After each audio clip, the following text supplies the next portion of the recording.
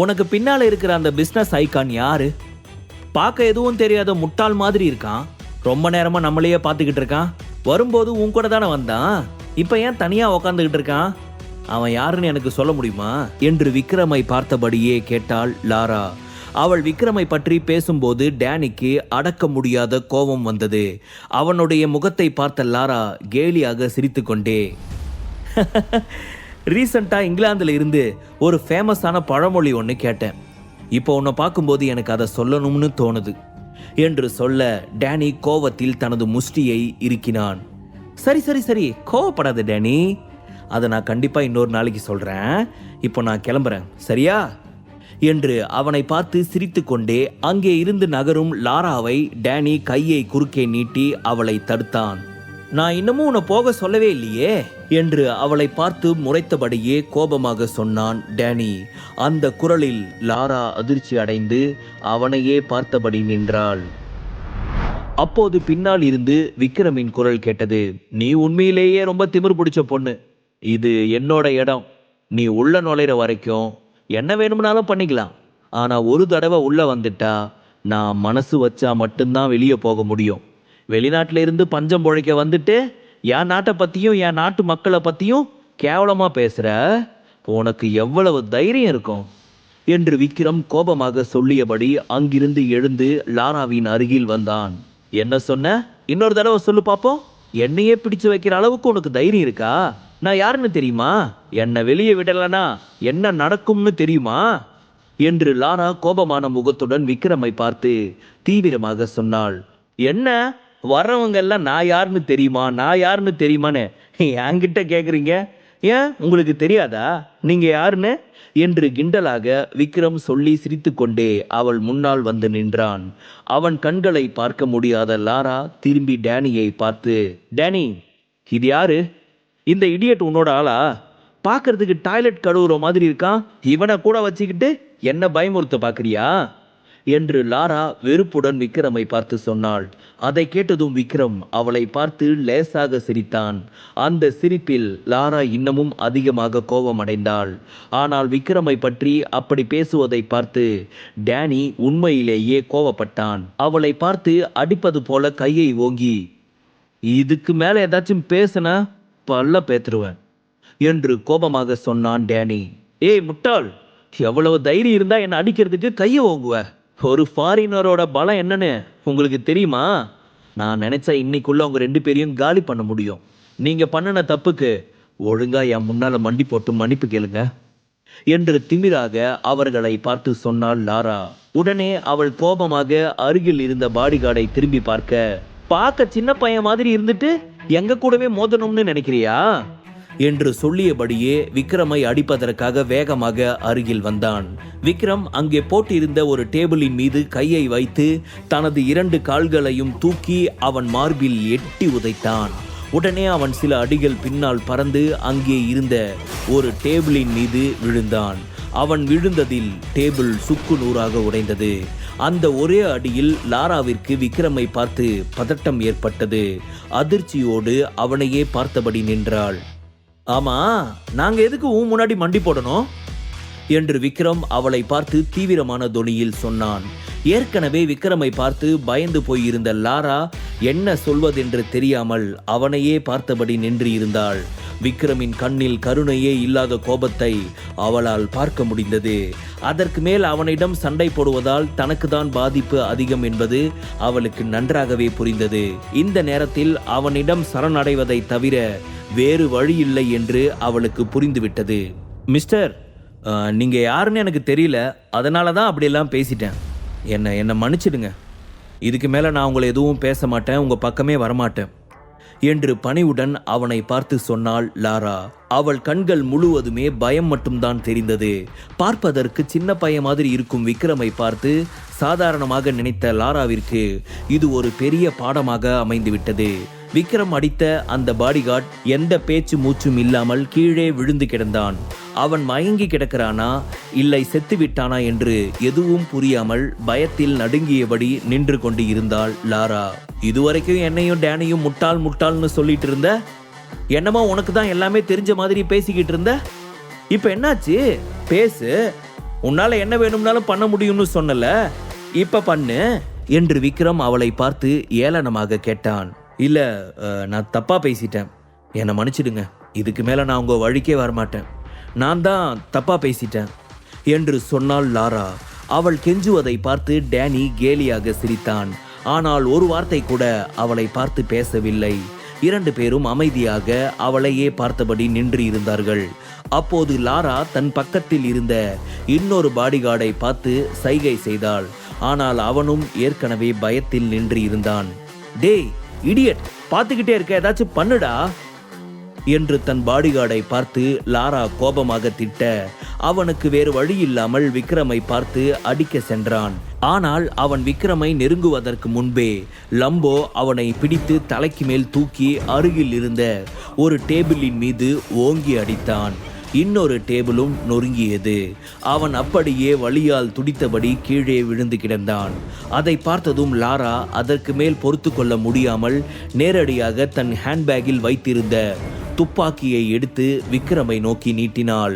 உடனே விக்ரம் தனது காலால் அவளது துப்பாக்கியை எட்டி உதைக்க, அவளது கையில் அடியுடன் வலி தாங்க முடியாமல் கையை வேகமாக உதைத்தாள். விக்ரமின் ஷூ தடம் அவள் கையில் பதிந்து கை முழுவதும் சிவப்பாக மாறியது.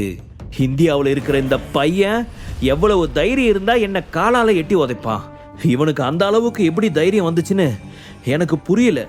இவன் அந்த அளவுக்கு பெரிய ஆளா? யார் இவன்? உண்மையிலேயே இவனோட பேக்ரவுண்ட் என்ன என்று லாராவின் மனதில் பல எண்ணங்கள் தோன்ற ஆரம்பித்தது. வழியில் கையை உதறியபடி விக்ரமையே பார்த்தபடி நின்று கொண்டு இருந்தாள். என்கிட்ட பேசும்போது, என்கிட்ட பிஹேவ் பண்ணும் போதும் ரொம்ப பார்த்து பண்ணணும், இல்லைனா அதுக்கான விளைவு ரொம்ப அதிகமாக இருக்கும். தேவையில்லாத வேலைலாம் பண்ண ஆரம்பிச்ச உன்னால இங்கிருந்து உயிரோட போக முடியாது என்று கோபமாக சொன்னான் விக்ரம். தெரியாம பண்ணிட்டேன், பயத்தில் தான் அந்த மாதிரி பண்ணிட்டேன். தயவு செஞ்சு எதுவும் பண்ணிடாதீங்க. இதை இப்படியே விட்டுருங்க. நான் இனிமேல் உங்கள் பக்கமே வரமாட்டேன். தயவு செஞ்சு என்னை விட்டுருங்க. உங்கள் 2 பேருக்கும் நடுவில் நான் ஜஸ்ட் ஒரு இன்டர்மீடியேட்டர் மாதிரி தான். என்னை அடிக்கிறதுனாலையோ கொல்றதுனாலையோ உங்களுக்கு எந்த பிரயோஜனமும் இல்லை. ப்ளீஸ் அதை மட்டும் கொஞ்சம் யோசிச்சு பாருங்க என்று சொன்னாள் லாரா. இதுக்கு மேலே உன்னை விட்டாலும் நீ இதே மாதிரி தான் திரும்ப பண்ண ஆரம்பிப்ப. நீ பேசின வார்த்தைக்கெல்லாம் உன்னை சும்மா விடவே மனசு வரல. ஸோ உன்னை இப்படியே அனுப்பாம ஏதாச்சும் கொடுத்து அனுப்பணுமே. அப்போதான் விஷ்ணுவுக்கு நாங்கள் என்ன சொல்ல வரோம்னு தெரியும் என்று விக்ரம் சொன்னான். ப்ளீஸ் ப்ளீஸ் ப்ளீஸ் மிஸ்டர், உங்களோட பேர் கூட எனக்கு தெரியாது. நான் ஏதோ ஒரு வேகத்தில் அப்படியெல்லாம் பேசிட்டேன். இதுக்கு மேலே நான் கண்டிப்பாக உங்கள் பின்னாடி வரமாட்டேன். டேனி, நீங்கள் கொஞ்சம் சொல்லுங்கள். உங்களோட பழைய ஃப்ரெண்டு தானே? நமக்குள்ளே எவ்வளவு கோபம் போட்டி இருந்தாலும் நமக்குள்ளே அடிச்சுக்கிற அளவுக்கெல்லாம் ரொம்ப பெரிய பிரச்சனையெல்லாம் எதுவும் கிடையாது தானே என்று கேட்டாள் லாரா. டேனி எதுவும் பேசாமல் அமைதியாக லாராவையே பார்த்து சிரித்தபடி நின்று இருந்தான். அவன் மனதிற்குள் லாரா பேசியதற்கு எல்லாம் கண்டிப்பாக இதை அனுபவிக்க வேண்டும் என்று தான் தோன்றியது. விக்ரம் லாராவை பார்த்தபடி, லம்போ, இந்த அம்மாவுக்கு ஏதாச்சும் கொடுத்து அனுப்பு. நீ கொடுக்கறதுல அவங்க நமக்கு எதுவும் திருப்பி கொடுக்க கூடாது. அந்த அளவுக்கு ஒரு பயத்தை காட்டுற மாதிரி ஏதாச்சும் கொடுத்துடு என்று சொல்லிக்கொண்டு அந்த இடத்தில் இருந்து உள்ளே நடந்தான் Vikram. Sir sir sir please என்னை விட்டுருங்க.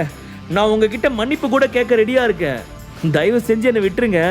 நான் என் ஊருக்கே திரும்பி போயிடுறேன் என்று சொல்லிக்கொண்டு இருக்கும் போதே லம்போ அவள் முன்னால் வந்து நின்றான். லாரா அதிர்ச்சியில் அவனை நிமிர்ந்து பார்த்தாள். லம்போ அவளை பார்த்து சிரித்து கொண்டே தலையில் ஓங்கி ஒரு அடி அடிக்க அவள் அதே இடத்திலேயே மயங்கிய நிலையில் கீழே விழுந்தாள். இந்திய மக்களுக்கு அவள் செய்த கொடுமைக்காக அவளுக்கு ஒரு பயங்கரமான தண்டனையை கொடுக்க லம்போ ரெடி ஆனான். இரவில் பரபரப்பான சாலையில் விக்ரம் கார் வேகமாக சென்று கொண்டு இருந்தது. பின் சீட்டில் டேனி மரியாதையான முகபாவத்துடன் உட்கார்ந்து கொண்டிருந்தான். அவனுக்கு பக்கத்தில் விக்ரம் கண்களை மூடிக்கொண்டு அமைதியாக உட்கார்ந்திருந்தான். 3 பேரும் அன்றைக்கு இரவு விஷ்ணு ஏற்பாடு செய்து இருந்த பார்ட்டிக்கு சென்று கொண்டு இருந்தார்கள். விஷ்ணு ஏற்கனவே Devika film group of industries நிறுவனத்துடன் இணைந்து டொனால்ட் குரூப்பிற்கு அழுத்தம் கொடுக்க முயற்சித்து வருகிறான். ஏற்கனவே டொனால்ட் குழுமத்தின் ஸ்டாக் மெம்பர்ஸ் எல்லோரையும் தூண்டிவிட அனைத்து விதமான முயற்சிகளையும் மேற்கொண்டு வந்தான். மிஸ்டர் விக்ரம், எனக்கு இப்போதான் கொஞ்சம் தகவல் கிடைச்சது. இப்போ விஷ்ணு ஏற்பாடு பண்ணியிருக்கிற இந்த பார்ட்டி ரொம்ப பெருசு. கிட்டத்தட்ட ஹைதராபாத்தில் இருக்கிற எல்லா பிஸ்னஸ் மேன்ஸும் கலந்துக்கிறாங்க என்று டேனி விக்ரமிடம் சொன்னான். விக்ரம் தந்திரமாக ஒரு புன்னகையை கொடுத்துவிட்டு, அவன் என்ன பண்ண போறான், நம்மளை எதுக்கு பார்ட்டிக்கு கூப்பிட்டான், ஒருவேளை எல்லா பிஸ்னஸ் மேனும் வர்றதை வச்சு பார்க்கும்போது நமக்கு அதிலிருந்து ஏதாச்சும் க்ளூ கிடைக்குமா என்று விக்ரம் கேட்க, டேனி ஒன்றும் புரியாமல் அவனையே பார்த்து கொண்டு இருந்தார். விக்ரம் லேசாக சிரித்தபடி நிரஞ்சன் என்று சொன்னான். ஆனா விக்ரம், நிரஞ்சன் இந்த கொஞ்ச நாளா ஹைதராபாத்தில் பொது இடத்துல எங்கேயும் மீட் பண்ண முடியல. நிரஞ்சன் பேர்ல இருக்கிற எல்லா கம்பெனிஸையும் நான் கவனிச்சுட்டு தான் வரேன், எங்கேயும் பார்க்கறதுக்கான சான்ஸே கிடைக்கல என்று சொன்னான் டேனி. சரி, அவங்களெல்லாம் ரொம்ப கவனமா விசாரிக்க சொல்லுங்க என்று சொன்னான் விக்ரம். டேனி கொண்டு வந்த இன்வெஸ்டிகேட்டர்ஸை வைத்து ஹைதராபாத் முழுவதுமே நிரஞ்சனை பற்றிய ஏதாவது விஷயங்கள் கிடைக்கிறதா என்று தேடும் வேளையில் இறங்க நினைத்தான் விக்ரம். நிரஞ்சன் அபினவை பிடிச்சதுக்கு அப்புறம் கண்டிப்பா வெளியே வரமாட்டான். வெளியே வந்தா கண்டிப்பா மாட்டிக்குவோன்னு அவனுக்கு தெரியும். ஆனா எத்தனை நாளைக்கு இருட்டிலேயே ஒளிஞ்சிட்டு இருக்க முடியும்? அவனோட பிஸ்னஸை நாம அட்டாக் பண்ண ஆரம்பிச்சா அவன் கண்டிப்பா வெளியே வந்துதான் ஆகணும். நிரஞ்சனுக்கு அவனோட ஃபேமிலியை விடவும் அவனோட பிஸ்னஸ் எம்பையர் தான் முக்கியம். அதனால அவனோட பிஸ்னஸை கை வச்சா கண்டிப்பா வெளியே வருவான் என்று விக்ரம் சொன்னான். ஓகே மிஸ்டர் விக்ரம், நான் கண்டிப்பா இன்வெஸ்டிகேட்டர்ஸை வச்சு அதுக்கான வேலையை உடனே ஆரம்பிக்கிறேன். இந்த தடவை நான் விரிக்கிற வலையில இருந்து கண்டிப்பா அவன் தப்பிக்கவே முடியாது என்று சொன்னான் டேனி. ஹைதராபாத் நகரின் மிகப்பெரிய பணக்காரரை பற்றி விக்ரம் என்ன நினைக்கிறான் என்று டேனிக்கு புரியவில்லை. என்றாலும் விக்ரம் சொல்வதை செய்ய டேனி எப்போதும் கவலைப்படுவது இல்லை. மேலும் பினான்சியல் ரிசோர்ஸும் திறமையும் இருக்கும் விக்ரமின் பலம் குறித்தும் அவனுக்கு எந்த சந்தேகமும் இல்லை. விக்ரமை பற்றி யாருக்கும் தெரியாவிட்டாலும், தன்னை பற்றி யாரிடமும் சொல்லாவிட்டாலும் இந்தியாவில் மிக முக்கியமான ஆளாக இருக்கிறான். மேலும் டேனியின் தன்னம்பிக்கையும் தரமும் திறமையும் சுரேந்தர் மற்றும் நந்தனை விட குறைந்தது இல்லை. விக்ரமிற்கு விசுவாசமாக இருக்கும் வரைக்கும் தனது எதிர்காலத்தை பற்றி சிந்திக்க வேண்டிய அவசியம் இல்லை என்று டேனியின் நம்பிக்கை. விக்ரம் நிச்சயமாக ஹைதராபாத்தில் தடம் பதிப்பான் என்பதே டேனியின் எண்ணமாக இருந்தது.